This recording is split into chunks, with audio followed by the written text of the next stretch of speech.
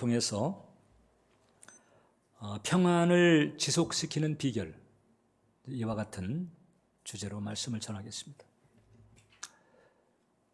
지금 한국전쟁 이후에 이 허리 잘린 이 반쪽, 이 대한민국이 계속 성장 가도를 달리고 있습니다. 세계적인 미래학자들이 입을 모아서 우리 대한민국의 이 발전에 대해서는 이견의 차이가 별로 없을 정도예요. 정말 은혜입니다.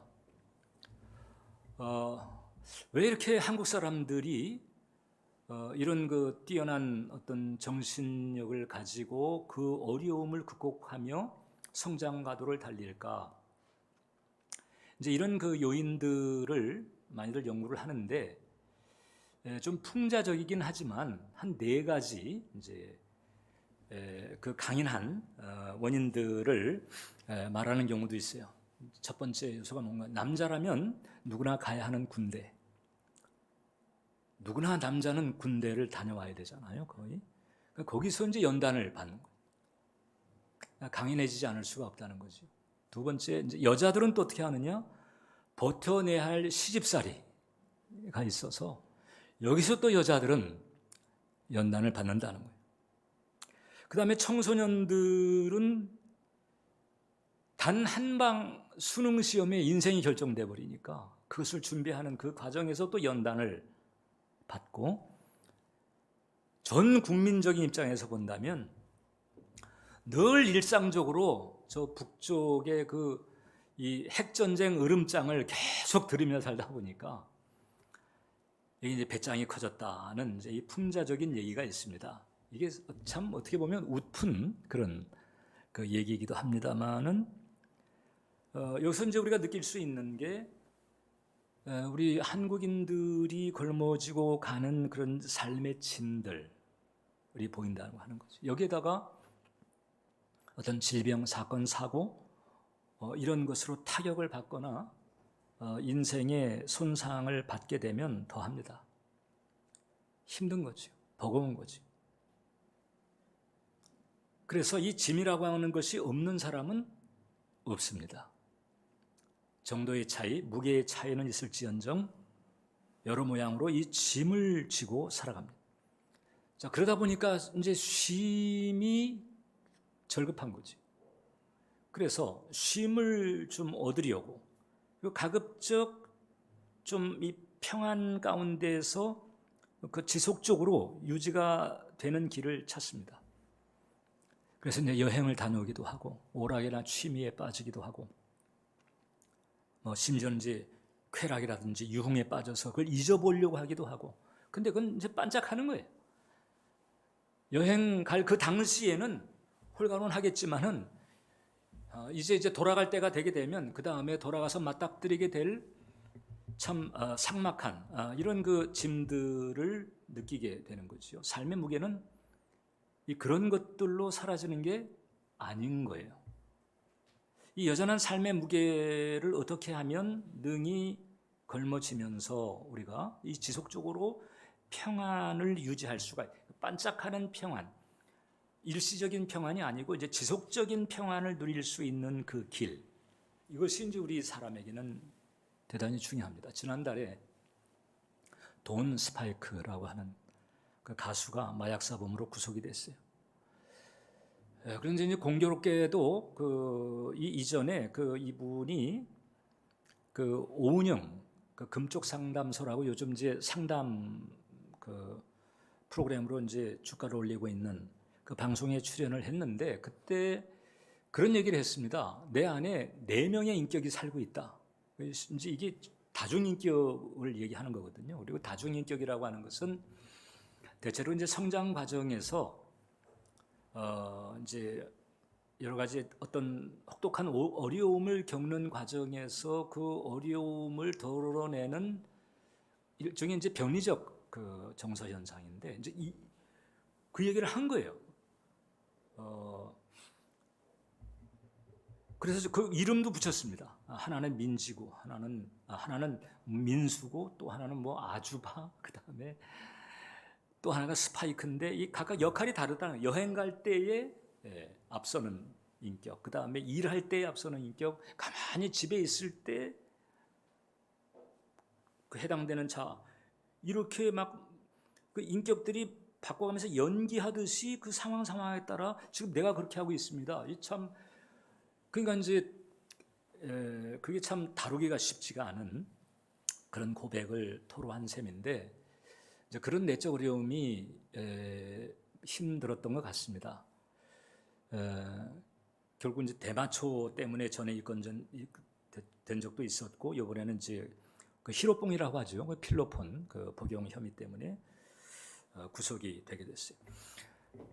마약을 이제 구입하기가 쉬워진 시대가 되면서 우리 한국도 이제 마약 청정국이라고 하는 간판은 띄워버렸습니다. 그래서 이 뭐 국민일보 사설 같은 데를 보면 마약에 비틀대는 한국 이렇게 말합니다. 이미 2019년 미국은요, 우리 한국을 마약 소비 생산국으로 지정을 했습니다. 지정했다는 얘기는 몽고하니 이제 경계 대상이 됐다는 거죠. 예의주시를 해야 되는 그런 문제다 이거죠. 전에는 그 마약 복용하는 사람들이 50대, 60대였는데 지금은 이제 20대, 10대로 내려가요. 조금 전에 얘기한 것처럼 SNS를 통해서 마약을 쉽게 구입할 수 있다는 거지. 그 돈 스파이크도 그 텔레그램을 통해 가지고 그다음에 그 결제는 비트코인으로 하고 이러면서 이제 비교적 수월하게 그 마약을 구입해서 복용을 했다는 거거든요. 근데 결국 이제 이런 그 내면적 짐 감당하기 버거우니까 여럿이 나눠지겠다는 거예요. 다중인격은 쉽게 말하면 그 정도로 이제 그 이상 현상이 이제 일어나는 건데, 우리나라의 이제 이런 그 마약 소비 현상에서 진짜 문제가 되는 게 몽고하니 지금 이 청년들의 그 내면적 붕괴, 이게 이제 정말 문제인 거예요. 이 마약 소비만이 아니고 지금 20대 특히 남자 그 청년들의 자살률이 전체 자살률을 넘었다는 거거든요. 작년에. 다른 연령대보다도 앞섰다는 거죠. 그럼 이제 한창 때 미래가 그냥 뭐 아직 더 많은 그런 창창한 때에 왜 이제 그런 선택을 할까? 대체적으로 이제 그 우울감 내지는 뭐 여러 가지 그 박탈감, 이제 특히 이제 코로나가 장기화되면서 이게 이제 고립 현상들이 있게 되고, 그러니까 이제 이 고립이 되다 보니까 뭐 이제 거리두기라든가 뭐 이런 여러 가지 제한 때문에 그러다 보니까 이제 SNS를 자주 보게 되는데 그 SNS를 보게 되니까는 또 열불 나는 거예요. 왜냐하면 다 SNS에 이제 뭔가를 올리는 그 내용은 어디 갔다 온 거, 뭐 잘 먹은 거, 잘 입은 거 이런 것들을 온통 올려다 이제 놓으니까 자랑삼아. 그러니까 이제 그걸 보는 사람은 이제 그렇게 그런 능력이 없는 사람은 이제 그것 때문에 상대적 박탈감을 가지게 되면서 마치 이제 자신은 계속 도태되고 있는 것 같은 느낌을 이제 가지면서 여러 가지 그 내면에 이제 어려운 상태가 이게 이제 가족화된다는 거거든요. 이게 이제 바로 이 짐인 거죠. 이 짐 때문에 생기는 그 같은 상황입니다. 근데 우리가 한 가지 알아야 될 것은 원래 인생이 안 그랬다고 하는 거죠. 원래 삶이 안 그랬다는 거예요. 원래 하나님께서 사람을 창조하실 때 그 하나님의 창조의 의도는 뭔고하니 사람은 이게 짐을 져가지고 그냥 삐그덕 이렇게 찌그러져가는 이런 존재가 아니고 안식하며 사는 존재, 즉 쉼을 누리는 존재로 하나님께서는 지으셨다라고 하는 거죠. 자, 그래서 요약하자면 짐스러운 인생이 아니고 쉼이 있는 인생을 살도록 하셨다. 이게 원래 하나님의 의도였고, 그리고 하나님에 의해서 지어진 아담의 그 삶의 본질이었어요. 창세기 2장을 보면 하나님이 그 일곱째 날을 복되게 하사 거룩하게 하셨으니 이는 하나님이 그 창조하시며 만드시던 모든 일을 마치시고 그날에 안식하셨다. 그래서 이제 7일간의 창조를 하셨는데 6일간 다 만드시고 7일은 안식하는 날이었어요. 근데 인간은 언제 만들어졌느냐? 6일째. 그러니까 첫째 날부터 인간이 만들어지기 전까지 인간에게 필요한 모든 조건을 다 구비해 놓고 아주 오묘절묘하게 구분해 놓으셨습니다. 바다에서는 생선을 건져 먹을 수 있게 하시고, 산의 각종 나무에서 각종 실과를 먹게 하시고, 땅에서 나는 소산을 또 먹게 하시고. 저는요, 그 아시아 지역에 이제 선교 여행을 이제 가다 보면 그 가지가지 종류의 열매들을 먹는데, 참, 그 이제 더운 그 일기, 더운 날씨를 견뎌내게 만드는 그 영양소들이 있는 거예요. 그 뭐 두리안이라든지 이런 그 열매들 보면 그 지역에 따라서 그 지역의 생존에 필요한 열매들을 하나님께서 이렇게 구비를 해 놓으셨더라고요. 그 하나님의 그 엄청난 그 아이디어의 풍성함, 참 그렇게 하나님께서 다 지어놓고 그다음에 6일째 인간을 만드시고 6일째 창조된 인간이 처음 맞닥뜨린 그 다음 날이 뭔가 하니 안식하는 날. 그러니까 하나님이 예비한 걸 다 누리면서 그 다음에 하나님과 더불어서 안식하는 이런 존재인 거죠. 사람이란 그래서 원래 짐진 자가 아니고 하나님 안에서 안식하는 자로 지음받았다.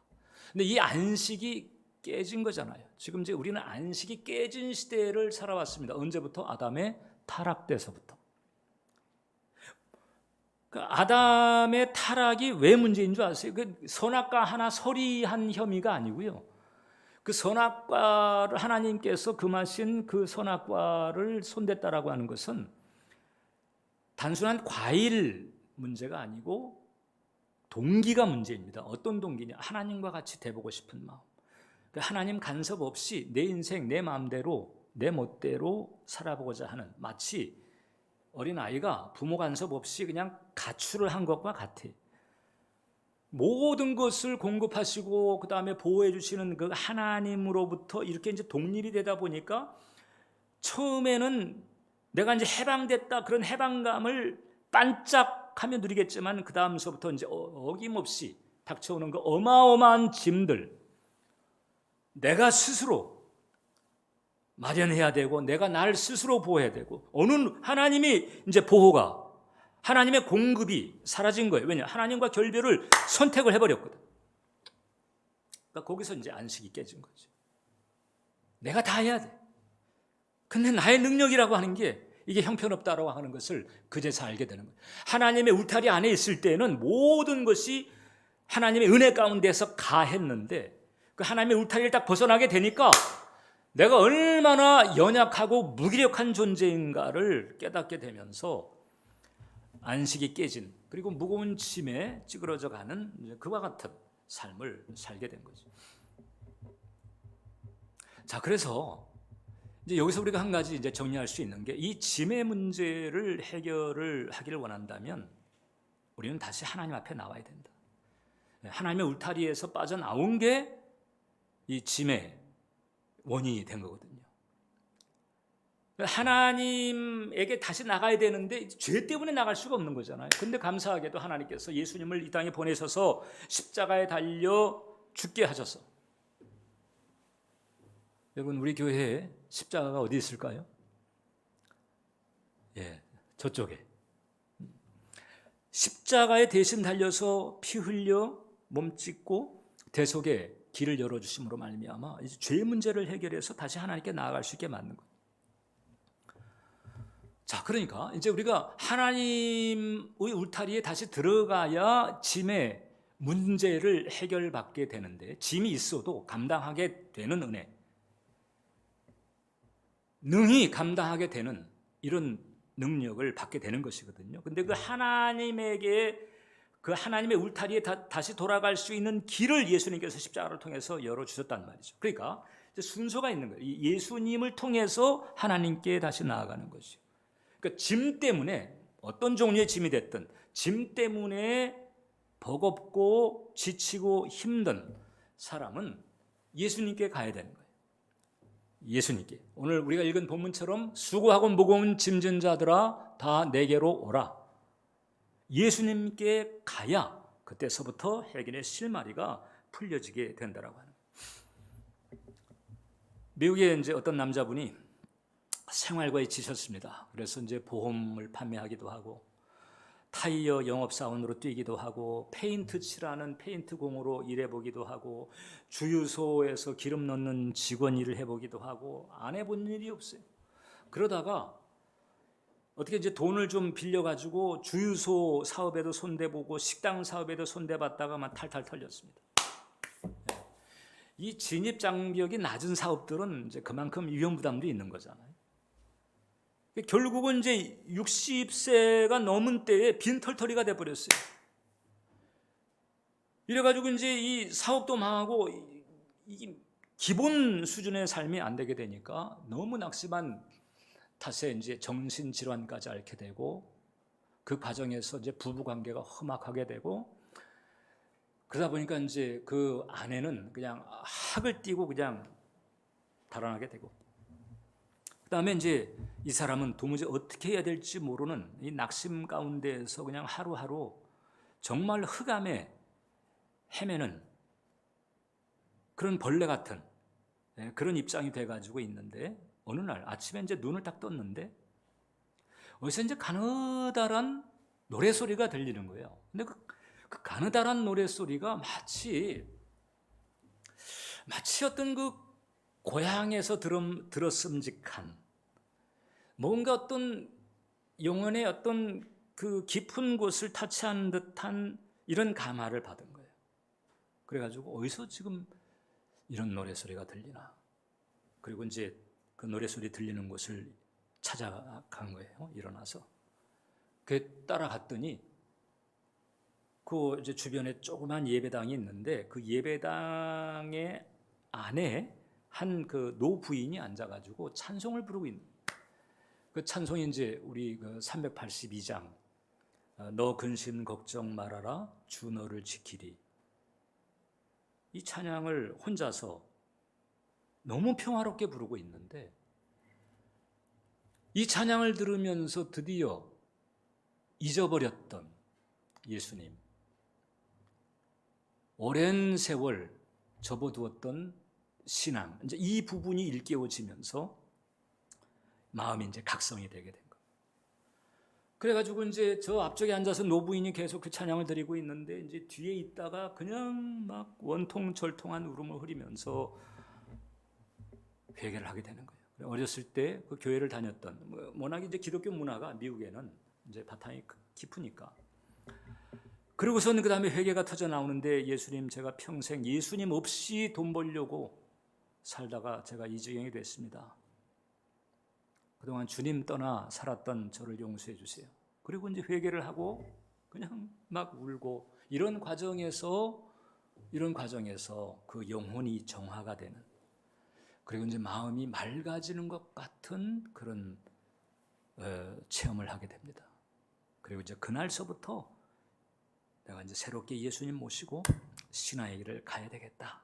이제 죽든 살든 예수님 의지하고 가야 되겠다. 이렇게 하면서 이제 예배를 빠짐없이 참여하고 기도에 힘쓰고 또 성경도 읽고 이제 이런 과정을 이렇게 쭉 가게 된 거예요. 그런 중에 이제 어느 날 어느 정도 이제 약간의 시간이 지나고 어느 날 마음속에 자꾸 소원이 계속 끌어오르기 시작한 거예요.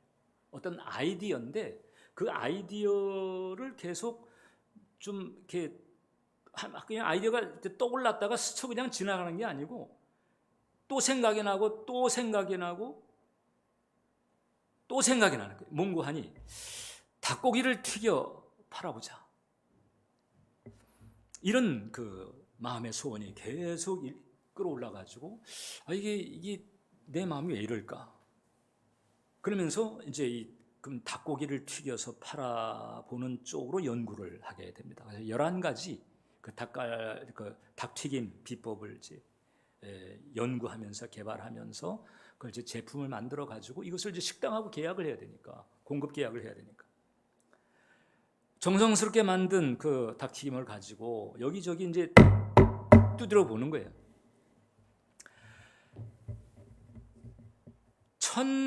9번째까지 실패를 했다는 거예요. 그러니까 1009개의 식당이나 식음료 회사들을 두드렸다는 거죠. 그러다가 1010번째 식당에서 좋습니다. 한번 만들어 가지고 가져와 보세요. 우리 식당에서 팔아보죠. 이렇게 이제 계약이 된 거예요. 그래가지고 잘 만들어 가지고 갖다 이제 팔았는데 그 맛을 본 사람들이 막 그냥 좋아하고 입소문이 나고 이래가지고 대박이 터지게 되고, 그래가지고 이제 전 세계적인 프랜차이즈까지 만들게 된 KFC, 켄터키 프라이드 치킨. 그 이전에 닭튀김을 어떻게 먹었나 기억이 잘 안 납니다만은 세계적인 기업이 되고요. 그때가 68세였어요. 68세 때 1010번째 가게에서 계약이 돼가지고 그때서부터 전 지금 여러분들에게 무슨 거대한 기업을 일으키는 비결을 얘기하는 것이 아니고 60 넘은 실패자, 그죠? 60 넘은 실패자로 하여금 일어나게 만들었던, 그것도 그냥 일어나게 한 게 아니고 그 속에 잠재되어 있었던 어마어마한 그 잠재태까지 이렇게 현실화되는 이런 역사가, 그런 전환이 있었단 말이죠. 그런 전환, 그 전환이 우리에게도 필요하다는 거죠. 어떤 전환이었을까? 자, 예수님께 갔단 말이죠. 이 커넬 샌더스가 예수님께 간 거예요. 예수님께서 그러니까 예수님이 사실 노부인의 찬양을 통해서 그 영혼을 불렀다. 이게 정확하겠죠. 근데 어떻든 예수님에게 반응을 했어. 예수님에게 가서 회개가 일어나고 그 다음에 평안이 스며들었는데 마음이 맑아지는 거예요. 마음이 맑아지니까. 그걸 계속 예배와 찬양과 기도 가운데 예수님을 계속 의지하게 되니까, 그러니까 그 내면에서 소위 장애물 역할을 했던, 자신의 가능성, 자신의 데스티니를 보지 못하게 만들었던, 헤매게 만들었던 그 내면의 그 부정적인 장애물들, 이 거추장스러웠던 걸림돌들이 그 은혜 생활을 통해서 하나씩 정리가 되면서 예수님에게 더 가까이 가면서 집중을 하게 되니까 그때 비로소 이제 진짜 데스티니를 찾게 되고 그 다음에 성취의 길을 가게 됐다는 거죠. 그래서 이제 우리가 이렇게 얘기할 수가 있습니다. 일단 교회 나오는 것이 대단히 중요하다. 예수님에게 오는 거예요. 근데 더 중요한 게 있단 말이죠. 이게 뭔고 하니 예수님에게 집중하는 습관이 더 중요하다. 예수님에게 오는 것과 그다음에 예수님에게 집중하는 것이 별개입니다. 예수님에게 오는 것 대단히 중요한데, 근데 예수님에게 와도 예수님에게 생각을 집중하는 습관이 안 되면은 여전히 힘들 수 있다. 아까 얘기한 것처럼 이 세상은 말입니다. 세상은 짐진자들로 하여금 그 자살 생각률을 높아지게 합니다. 제가 이제 그 설교 준비하면서 자료들을 보니까 이게 이제 자살률만 따지는 게 아니고 자살 생각률이라고 하는 단어도 있더라고요. 그 자살 생각률이 높아지는 게 위험하다는 거잖아요. 그래서 사회적 예방을 해야 된다. 세상은 자살 생각률을 높아지게 합니다. 그런데 예수님에게 오면 살자 생각률이 높아져. 예수님이 우리를 그렇게 만드는 거예요. 자, 그럼 이제 예수님에게 오는 것과 그 다음에 이제 예수님에게 집중하는 것이 이게 같은 흐름이지만 엄연히 별개의 것입니다. 그래서 예수님께서 당신에게 온 사람으로 하여금 당신을 만나기 이전에 그 어두움 침침했던 그리고 칙칙했던 그 내면의 상태를 정리하고 그 은혜와 평강과 그리고 희락과 성취의 길로 가도록 하기 위해서 가르쳐 주신 방식이 바로 뭔가 하니 당신의 멍에를 매라는 거예요. 오늘 29절로 30절을 보게 되면 나는 마음이 온유하고 겸손하니 나의 멍에를 메고, 자, 예수님의 말씀이잖아요. 나의 멍에를 메라. 나의 멍에를 메고 내게 배우라. 그리하면 너희 마음이 쉼을 얻으리니 그랬습니다. 이는 내 멍에는 쉽고 내 짐은 가벼웁니다. 그래서 내 멍에를 메라는 거예요. 예수님. 쉼을 얻을 수 있는 길이 어디 있냐? 예수님의 멍에를 매는 길이 있는 거예요. 예수님의 멍에를 매지 않으면 근원적인 쉼을 얻기는 어렵습니다. 반짝하는 쉼, 그리고 지나가 버리면은 별 표식도 없는 그런 쉼 말고 근원적인 쉼, 지속적인 쉼을 얻으려면 예수님의 멍에를 매야 된다. 자, 이거 잊지 마세요, 여러분. 예수님의 멍에를 매야 근원적이고 지속적인 쉼, 평안을 우리가 얻을 수가 있다. 예수님께서 이제 이 말씀을 하실 때에는 그 중동 지방에 그 밭이나 이제 논을 가는 그 소를 보면서 하신 말씀이거든요. 그러니까 이 예수님의 이 말씀을 들었을 때, 이 말씀을 들은 당시 이스라엘 사람들은요, 이게 무슨 얘기인지 딱 아는 거예요. 왜냐하면 그 당시 이스라엘 사람들은 밭이나 논을 가를 때 이제 소를 부리는데 그 소가 하나가 아니고, 우리나라는 보통 한 마리를 부리잖아요. 근데 여기 사람들은요, 이 소를 부릴 때 결의로 부릅니다. 결의. 그 결의라고 하는 게 이제 그 멍에의 한 형태인데 두 마리 소의 멍에예요. 한 마리가 아니고 두 마리 소를 이렇게 묶는 그런 멍에, 이것을 결의라고 부릅니다. 그래가지고 이제 뒤에서 농부가 이렇게 소를 부릴 때, 그때 그 왼쪽에 있는 소를 경험이 많고 리드하는 소예요. 오른쪽에 있는 소는 경험이 적은 소 혹은 송아지, 어미소가 있으면은 새끼 소는 오른쪽, 이렇게 해가지고 이제 주로 왼쪽에 있는 소를 중심으로 방향을 잡고 작업을 해 나갑니다. 자, 그러면 이게 이제 새끼 소가 됐든 송아지가 됐든지 아니면 경험이 적은 소가 됐든지 일단 두 마리가 한 그 멍에, 결이 안에 들어갔잖아요. 그러면 경험이 적거나 혹은 새끼 소는요, 딱 간단해. 멍구하니 리드하는 뭐 어미소라든지 그 리드하는 소에게 집중하면 되는 거예요. 가자면 가고, 쓰자면 쓰고, 좌하면 좌하고, 우하면 우하고, 여기에만 집중하면 되는 거예요. 다른 거 걱정할 게 없어. 뭐 언제 이 일을 끝내나, 뭐 어떻게 해야 되나, 뭐 결실은 얼마나 있을래나 없을래나 걱정할 게 없어요. 그냥 그 리드하는 소만 따라가면 되는 거. 간단해. 그걸 이제 말씀하시는 거예요. 그러니까 딱 알죠, 이 사람들은. 그럼 내 멍에를 매라고 하게 되면 그럼 어떻게 들렸을까요? 그럼 이제 예수님의 멍에니까 그 예수님께서 계시잖아요. 그럼 예수님의 멍에 안에 내가 들어가는 거야. 내가 들어가는데 그럼 누가 리드하겠어요? 예수님이 리드하죠. 그럼 내가 사실 할 일은 간단합니다. 뭔가 아니 예수님께서 하시는 거 그대로 그냥 보고 듣고 따라하기만 하면 되는 거예요. 간단해. 간단한데 이게 우리가 이걸 잘 해내질 못해. 자꾸 그냥 내가 원하는 대로 가려고. 한 결의 안에 두 마리 소가 있는데 각자 원하는 대로 가려고 하게 되면 일이 돼요, 안 돼요? 그리고 자기가 원하는 대로 가려고 하거나 아니면 어떨 때는 안 하겠다고 그냥 푹 주저앉아. 그럼 뭐가 되겠어요? 이게 이제 우리들의 모습일 때가 많은 거예요. 그러니까 이제 우리가 예수님의 멍에를 맬 때에 이 멍에를 잘 매야 되는 게 중요해요. 자, 그러면 우리가 이제 영적으로 따져볼 때 예수님이 만든 멍에를 같이 맨다라고 하는 것, 내가 예수님의 멍에를 맨다라고 하는 것은 어떤 것일까? 자, 우리가 상식적으로 생각해 보면, 자, 멍에를 걸쳤다라고 하는 것은 이제 두 마리 소가 한 그 결의 안에 들어가서 같이 움직이는 거잖아요. 물론 리드하는 소가 있죠. 근데 같이 움직이는 거예요. 같이 움직임. 그러니까 내가 신앙의 길을 걸어가면서 내가 이제 예수님과 같이 움직이고 있음.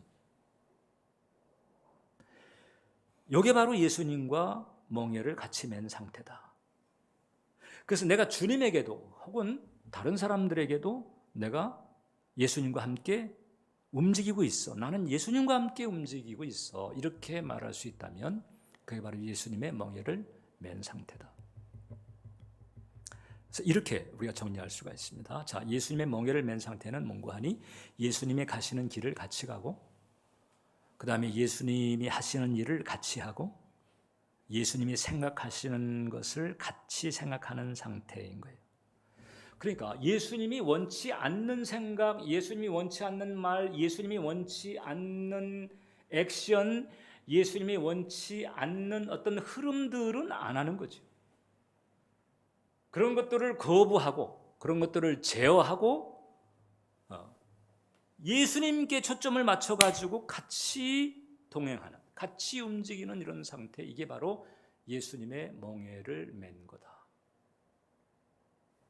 멍에 매기가 두 종류가 있습니다. 그래서 이 바깥을 향한 멍에 매는 게 있어요. 무엇인가 하니 일단 여러분들처럼 이제 주일에 교회를 나와 예배를 주일에 교회를 드리고 그 다음에 또 주님 앞에 10의 1조나 이런 또 물질적인 헌신을 하고 혹은 가지고 있는 재능을 통해 가지고 봉사를 하고 그건 뭐 누가 됐든 가족이 됐든 지인이 됐든 누가 됐든 딱 보면서 그 드러나는 거잖아.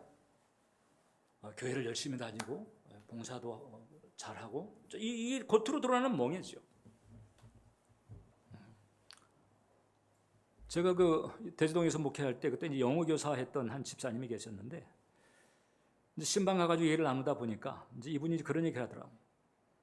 자기가 이제 학교를 이렇게 이제 이동할 때가 있는데 이제 교사로서 전근을 할 때가 있는데 항상 그 전근을 해서 학교를 옮기게 되면 그때마다 자기가 이제 커밍아웃을 한다는 거지. 어떤 커밍아웃이냐? 나는 크리스찬입니다.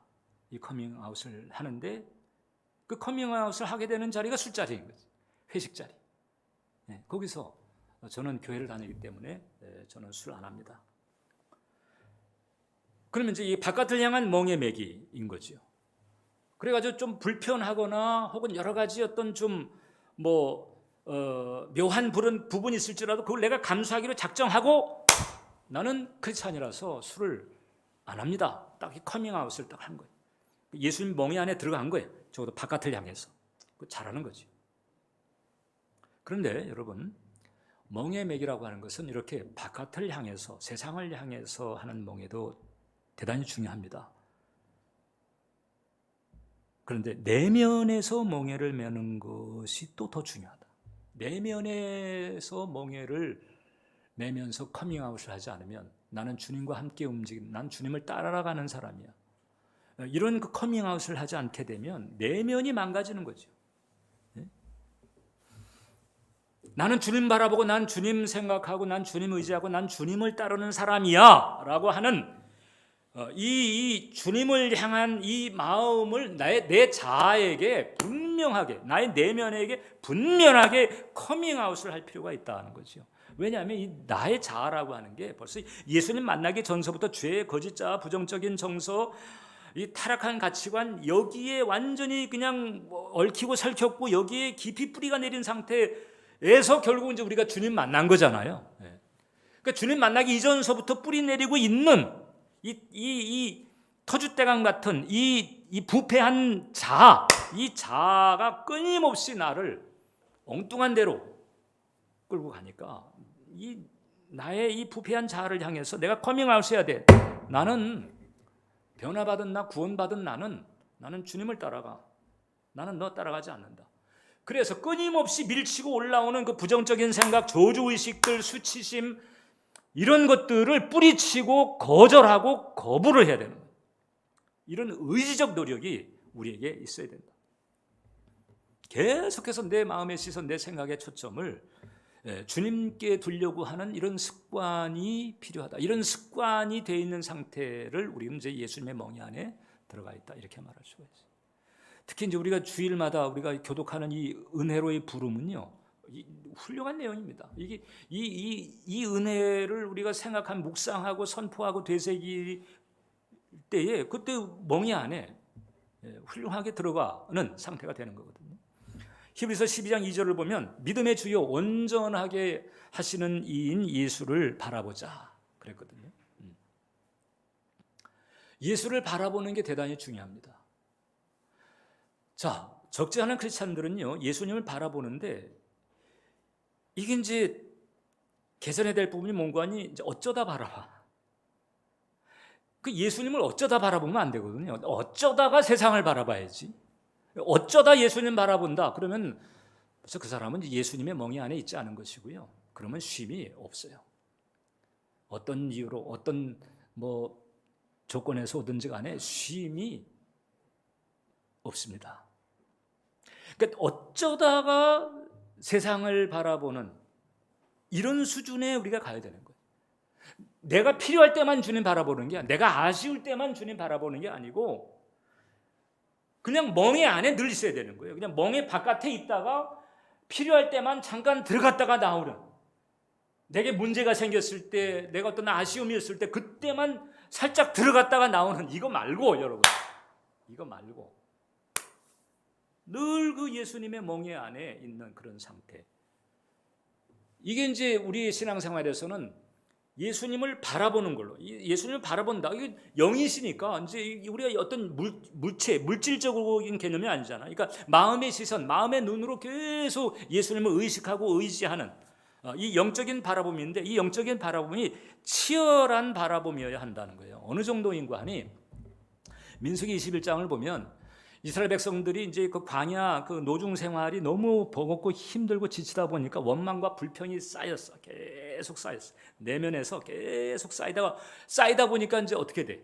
어느 시점에 이렇게 툭 하고 터지게 되잖아요. 그러니까 원망과 불평이 입에서 이렇게 툭 터진, 입에서 말로 툭 터진다는 것은 그 속은요 꽉 차 있다는 거예요. 꽉 차 있다. 근데 이 원망과 불평이라고 하는 게 이제 하나님의 길은 감사와 찬양이잖아요. 근데 원망과 불평은 하나님의 길이 아닌 거예요. 어떤 길이에요? 마귀의 길이죠. 그게 마귀의 길은요, 마귀를 불러요. 원망과 불평하게 되면 마귀가 옳거니 나보고 오라 하네, 이렇게 되는 거예요. 이 원망과 이 불평이 결국은 어둠을 불러오고 그 어둠이 이제 불뱀을 끌어오르게 해가지고 불뱀에 물리는 일들이 벌어지게 됐어요. 그래가지고 불뱀에 물려서 죽어간 사람이 있었고 죽어가는 사람들이 있는 상태가 됩니다. 자, 이제 이런 재앙을 만나면서 이스라엘 백성들이 회개를 하게 되니까 하나님께서 처방을 내리셨는데, 놋뱀을 만들어가지고 장대에 달아라. 민수기 21장 8절로 9절을 보니까 여호와께서 모세에게 이르시되 불뱀을 만들어 장대 위에 매달아라. 물린 자마다 그것을 보면 살리라. 모세가 놋뱀을 만들어 장대 위에 다니 뱀에게 물린 자가 놋뱀을 쳐다본즉 모두 살더라. 처방이 간단해요. 바라보면 되는 거예요. 바라보면.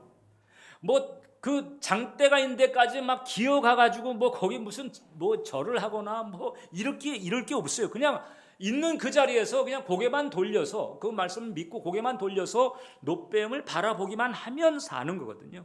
바라보면 사는 건데 안 바라보면 죽는 거예요. 여러분, 우리가 살고 있는 이 환경이 아담의 타락 이래로 사탄이 역사하고 죄와 귀신들이 역사하고 이러면서 딱 한 길, 주님을 바라보는 그 길 외의 것은요, 이게 위험합니다. 자, 그러니까 주님을 바라본다라고 하는 것은 그냥 아쉬울 때, 생각날 때 이게 아니고, 이게 생사가 걸리는 문제예요. 내가 이 근원적으로 의와 평강과 희락을 누리느냐 못 누리느냐, 이게 근원적인 문제거든요. 그래서 그냥 대충 바라보는 게 아닌 거예요, 여러분. 치열하게 바라봐야 되고, 이 치열한 바라봄이라고 하는 것을 성경은 또 다른 표현으로 뭐라고 하는 거지? 앙망한다고 그래요. 앙망한다.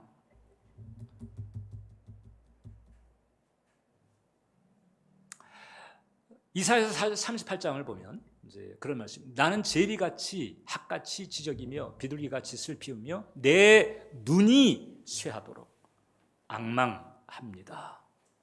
내 눈이 쇠하도록 눈이 쇠하도록, 눈 빠지게, 눈이 시리도록. 그게 지금 마음 눈인 거잖아요. 마음 눈이 시리도록 계속 바라보고 또 바라봐야 돼. 왜 예수님께서 이 쉼을 얻을 수 있는 이 축복을 위해서 멍에라고 한 표현을 썼는가 하니, 멍에가 일단 멍에 자체는 부담인 거잖아요. 뭘 이렇게 얹어야 되고 그 안에 이제 매야 되니까 멍에 자체는 부담. 왜 멍에라고 했는 거예요? 이런 의지적인 노력이 필요하니까, 아주 꾸준한 이런 의지적 노력이 필요하니까 이것을 멍에라고 표현하죠. 계속 끌어오르는 부정적인 생각, 저주의식, 부적절한 생각, 비통한 생각, 이게 끊임없이 끌어올라요. 그걸 자동사고 수준이라고 하죠.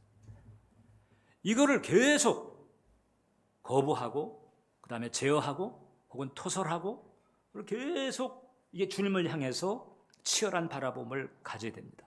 목사님, 제가 어느 때까지 그렇게 해야 됩니까? 어느 때? 우리가 이제 그렇게 하다 보면 어느 시점에 신비한 은혜 현상이 일어납니다. 그게 바로 뭔가 하니 성령님의 도우심이 있는 거예요. 이걸 이제 나는 이제 신령한 줄탁동시라고 그래요. 신령한 줄탁동. 이 줄탁동시라고 하는 사조성어가 있는데 이게 뭔가 하니 병아리가 이제 이 아래에 있다가 부화하잖아요. 그러면 이 병아리가 이제 부화한 상태에서 이제 깨고 나와야 되는데 그 알을 이 병아리가 안에서 병아리가 쪼아. 이게 줄. 그러면 이걸 알고 어미닭이 밖에서 도와줘. 그래서 어미닭도 그 부리를 가지고 그 부분을 같이 쪼아줘. 여기 탁. 병아리의 쪼움, 줄, 어미닭의 쪼움, 탁. 이 줄탁 동시가 일어나면서 껍질이 탁 깨지고 그 다음에 이제 새로운 차원에 들어가게 되는 거죠. 이 신령한 줄탁 동시가 있다는 거잖아요. 내가 주님을 향한 그런 마음을 계속 표시를 하게 되면 어느 시점에 성령께서 도와주신 은혜가 있어가지고 내가 계속 줄을 하는데 그 시점에 이제 성령께서 탁 하면서 다른 차원으로 들어가게 되는 거예요. 이게 바로 이제 성령의 충만한 은혜이기도 하고 성령 체험이기도 하고 훨씬 그 다음에는 이제 멍에 매기가 이게 수월해지는 거예요. 멍에가 보통 이제 무거운 거잖아요. 근데 이제 멍에가 무거운 게 아니야. 가벼워. 여기에 평강이 있고 여기에 희락이 있고 여기에 담대함이 있고 여기에 나의 진정한 데스티니가 열리고 데스티니를 향한 성취가 여기 열리는 곳이 이걸 깨닫게 되면서 이제 기쁨으로 멍에를 매는 이런 단계로 들어가는 변화가 있게 되는데 이게 이제 베스트인 거죠. 내 영혼이 이 상태에 있게 해야 되는 거예요. 내 영혼이. 만약에 여러분 생각이 지금 주님 쪽에 가 있지 않다. 그러면 여러분들 멍에 바깥에 나와 있는 거예요. 멍에 바깥에 나와 있으면 이제 시달려. 멍에 안에 있으면 주님 보호를 받고 주님의 이끄심을 받고 든든한데 멍에 바깥에 있게 되면 이제 시달리는 거예요. 가출한 아이처럼 시달리는 거예요.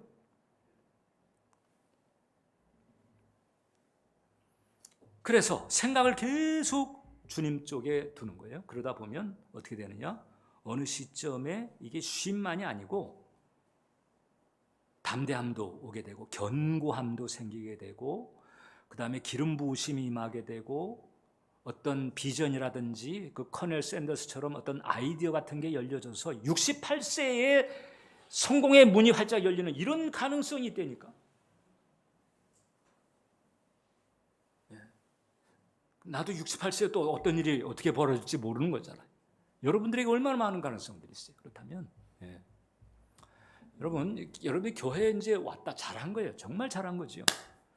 그런데 이제 교회에 온 것과 그 다음에 예수님의 멍에를 예수님에게 온 것 이건 교회를 온 거예요. 근데 예수님의 멍에를 매는 것 이게 별개예요.